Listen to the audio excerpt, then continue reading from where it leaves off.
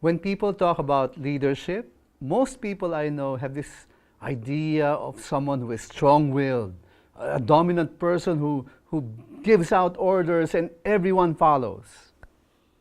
I served under this kind of leader once. I was enamored with this person's sharp mind and intelligence. He was the boss.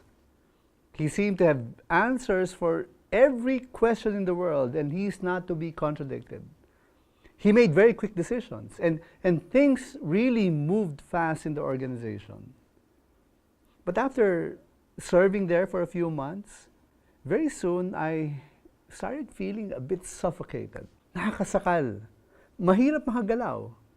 Because all of us who were working under him were mere tools, instruments meant to serve the wishes of the boss. Our opinions did not matter. Only his opinion mattered.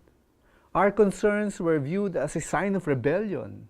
And we feared being fired if we displeased the boss. And woe to anyone who made a mistake. You wouldn't want to anger the boss.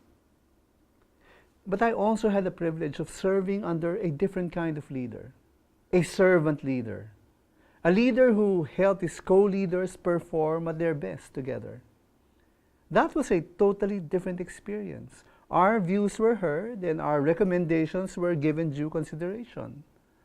We were empowered to do what we were assigned to do, with the proper authority matched with our responsibilities. And even when we made mistakes, and we did make many mistakes along the way, we felt he had our backs. He supported us all the way. It was such a pleasure to serve under a leader like that. He was serving us, helping us do our jobs rather than we serving him. He was a true servant leader. His was the kind of leadership that the Apostle Paul was referring to when he gave his comment in his letter to the Philippians.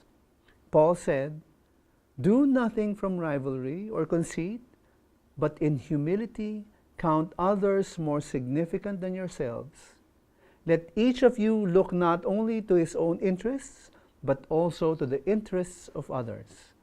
Have this mind among yourselves, which is yours in Christ Jesus." A servant leader will never act out of personal interest, but will work for the interest of others, the common good. He works not to be served by others, but to serve others, so that those whom he serves may serve others as well. Imagine a world where all leaders are like that. That would be very close to heaven, I think. In learning to become a leader that serves others, in becoming a true servant leader, always keep in mind, faith matters